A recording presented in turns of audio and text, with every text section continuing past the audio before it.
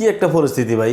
ফেসবুকে ঢুকলে তুফান সিনেমা নিয়ে কথাবার্তা, ইউটিউবে ঢুকলে তুফান সিনেমা নিয়ে কথাবার্তা, টিকটকে গেলেও তুফান সিনেমা নিয়ে কথাবার্তা। কি একটা সুর হলো তুফান তুফান তুফান।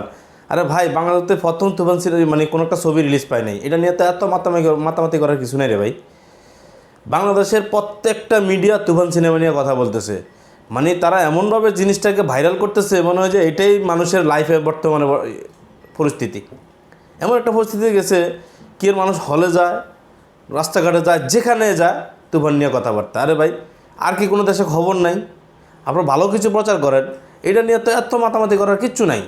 মানে আজকে একটা ভিডিও দেখলাম, একটা মানুষ ছবি তুফান সিনেমা দেখতে আসে, টিকিট পায় না, তার সামনে তো 10টার উপরে ক্যামেরা এবং মাইক্রোফোন। একটা সাধারণ মানুষের মুখে সামনে 10টা মাইক্রোফোন থাকে, সে কীভাবে কথা বলতে পারে?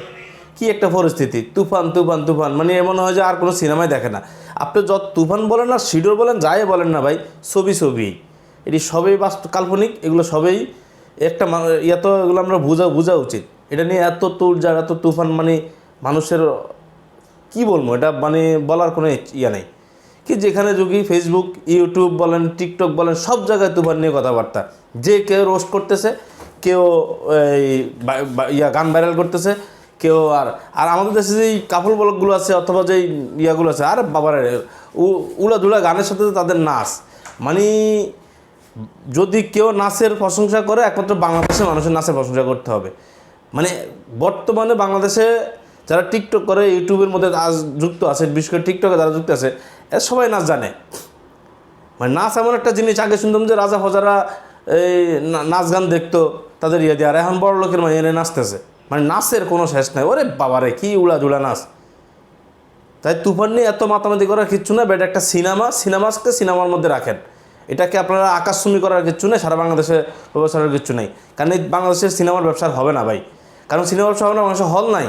মানুষ এখন আর আগের মতো সিনেমা দেখে নাই, বছরে একবার একটু এই ঈদের টাইমে সিনেমা আসে, মানুষ কিছুটা ফ্রি থাকে, তখন সিনেমা দেখে। আর নাহলে মানুষের ভাই সিনেমা দেখে না মানুষ। এত হুলস্থুল হওয়ার কিছু নেই। বাংলাদেশের সিনেমা ব্যবসা আগের মতো নাই, হবেও না, সামনে কখনোই হবে না। এই সময় এগুলো একটু থাকবে, কারণ কিছু দালাল আছে, মিডিয়াগুলো আছে, এরা প্রচুর পরিমাণে ভাইরাল করতেছে। কারণ যেখানে প্রধানমন্ত্রী যা ওই যে কালা কালা সাদা সাদা গানে এরা হাসতেছে, প্রধানমন্ত্রী আর বোন সহ, আরে বাবারে কি একটা অবস্থা। তো এগুলো আসলে ঠিক না।